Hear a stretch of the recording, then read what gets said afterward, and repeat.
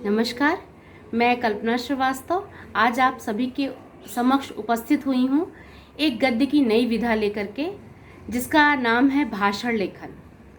जैसा कि आप सभी जानते होंगे, भाषण श्रोता और वक्ता दोनों के ऊपर बहुत ही प्रभाव डालता है और दोनों के ऊपर एक अपनी अमिट छाप छोड़ता है।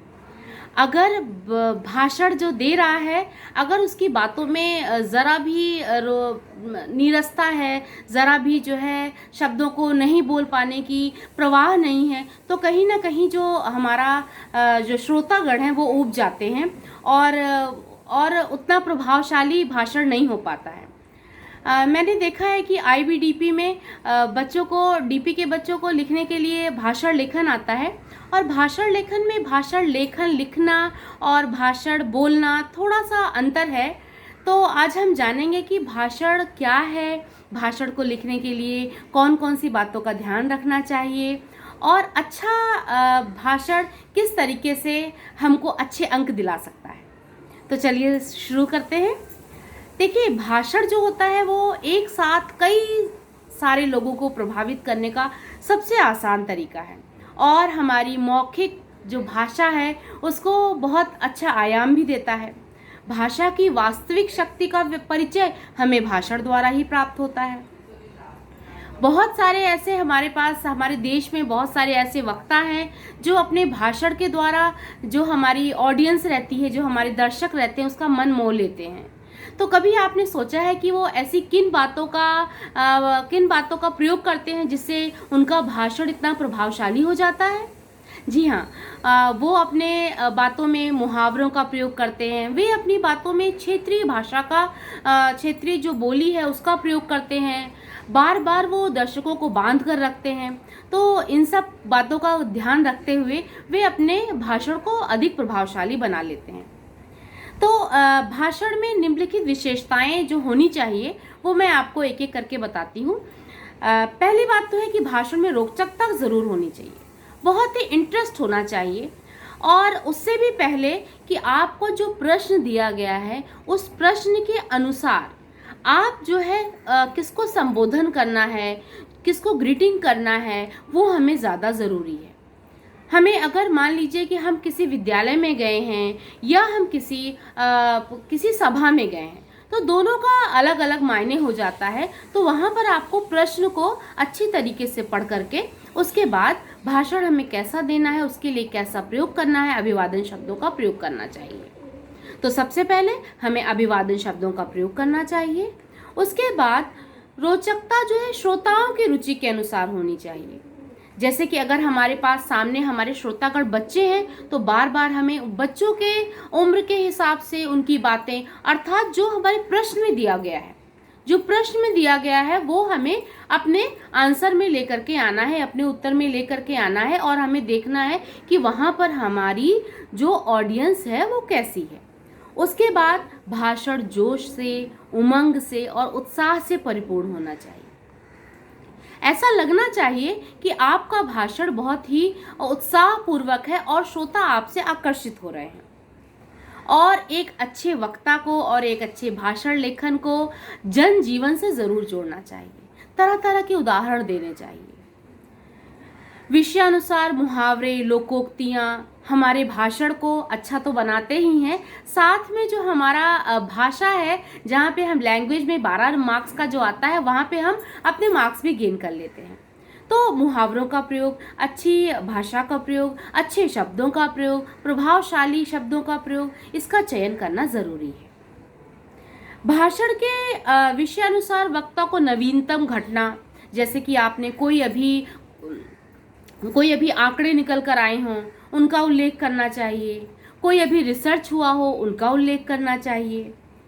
कोई घटना हो, कोई समाचार हो, उसको अपनी भाषण से ज़रूर जोड़ना चाहिए। और भाषण में सजीवता होनी चाहिए। ऐसा लगे कि आप कहीं अभी स्टेज पर बोल रहे हों और आपको सुनने के लिए इतने सारे लोग इकट्ठा हुए हों। ऐसा होना चाहिए। श्रोताओं को बांध कर रखना चाहिए और भाषण में किसी अनावश्यक बात का उल्लेख नहीं करना चाहिए। और एक चीज़ और ध्यान में रखनी चाहिए कि हम किसी ऐसी जाति, किसी ऐसे विशेष वर्ग को हम ऐसी बातें ना बोले जो उनको बुरी लग सके। और भाषा में पूर्णता होनी चाहिए। ऐसा ना हो कि आप अपनी बात को एक क्वेश्चन के तौर पर रख कर छोड़ दें, एक प्रश्न के तौर पर रख कर छोड़ दें। और भाषण के दौरान श्रोताओं की उपस्थिति का एहसास हमें बार बार कराना चाहिए। श्रोताओं की उपस्थिति का बार बार हमें एहसास कराना चाहिए कि आप जो है बार बार उनका संबोधन करना चाहिए। जैसे कि कहते हैं कि भाइयों और बहनों, मेरे छात्र छात्राओं, यहाँ पर उपस्थित सभी लोग। तो मुझे ऐसा लगता है कि भाषण में अगर इन सब बातों का समावेश रहेगा तो आप एक अच्छा भाषण लिख सकते हैं। जैसे कि कहते हैं कि मैं फिर से एक बार दोहराना चाहूँगी, भाषण की शुरुआत वहाँ के उपस्थित लोगों के संबोधन से कीजिए, जैसे कि अध्यक्ष महोदय या प्रिय साथियों आदि संबोधन के साथ। और ध्यान रहे कि संबोधन करते समय बहुवचन होने पर भी जो है अनुस्वार का प्रयोग नहीं करना चाहिए। जैसे मेरे प्यारे भाइयों और बहनों, समझ में आ रहा है? उसके बाद विषय की प्रस्तावना दें कि आप क्या बोलने वाले हैं, आप कौन से विषय पर आज उनके सामने समक्ष प्रस्तुत करने वाले हैं, ये आपको बोलना चाहिए। और भाषण के विषय पर वक्ता को पहले तैयारी कर लेनी चाहिए। आपको जब आप आंसर लिखते हैं तो आपको आंसर लिखते समय एक जो है कहते हैं कि खाका तैयार कर लेना चाहिए कि हम किन किन बातों का समावेश करने वाले जो हमारे क्वेश्चन से मैच करती हैं। विषय को उप विषय में बांट देना चाहिए। आपका क्वेश्चन तो एक लाइन का होगा, आप उसको कैसे विस्तार देंगे? आप उसको जैसे कि हमें बोला जा रहा है कि स्वास्थ्य हमारे लिए, योगा हमारे लिए बहुत आवश्यक है, तो आप पहले योगा जो है महर्षि पतंजलि का उल्लेख कर सकते हैं। किस तरीके से कहते हैं कि एक स्वास्थ्य हजार नियामत, इन सब शब्दों का प्रयोग कर सकते हैं। स्वस्थ शरीर में स्वस्थ मस्तिष्क निवास कर सकता है, उसके बारे में प्रयोग कर सकते हैं। फिर आप तरह तरह के जो है मुहावरे का प्रयोग कर सकते हैं, आज के आंकड़ों को बता सकते हैं, तकनीक का किस तरीके से हमारे स्वास्थ्य पर प्रभाव डाल रहा, उसके लिए हमें योगा किस प्रकार से ज़रूरी है। और ये जो है छोटे से कुछ समय निकाल करके हमें अपने जीवन को हम सुधार कर सकते हैं। ये सब आप सारी बातों का समावेश कर सकते हैं, जिससे आपको ये देखना है कि बार बार कि हमें कहीं ऐसा तो नहीं कि हम अपने प्रश्न से भटक रहे हैं, इसलिए प्रश्न को ही अलग अलग उप विषय में तोड़ लीजिए।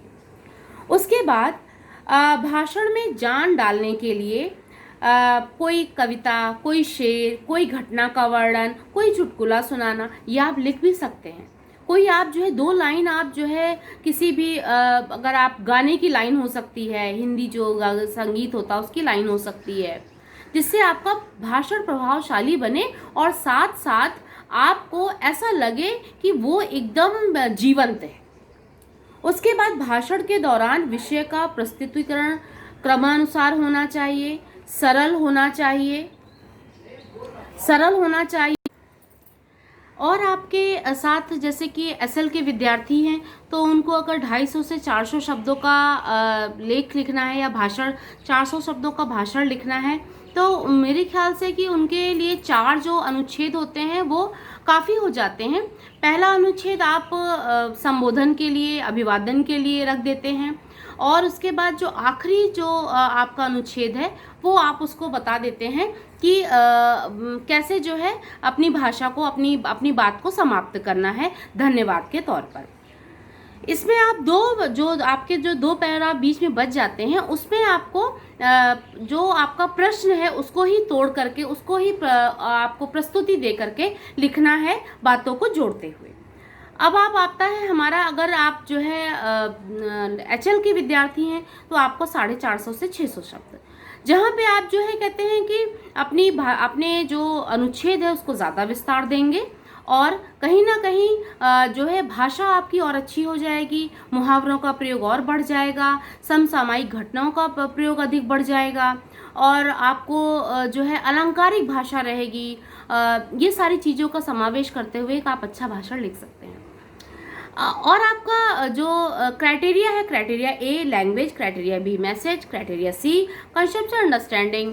लैंग्वेज में आप अच्छे अंक पा सकते हैं जो 12 नंबर का होता है।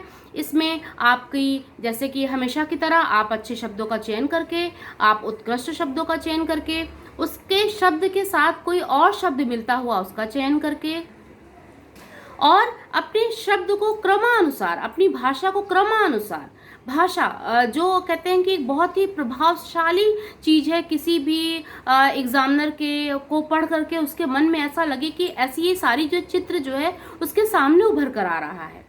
तो ये जो है सारी चीज़ें हैं आपकी, जो है मुहावरे हैं, मुहावरों का बहुत ही अच्छे तरीके से प्रयोग होना चाहिए। ऐसा ना हो कि आपने मुहावरा लिख दिया हो लेकिन वो उस घटना से मैच ही नहीं हो रहा हो, तो कहीं ना कहीं आपके वहाँ पे अंक कट जाते हैं।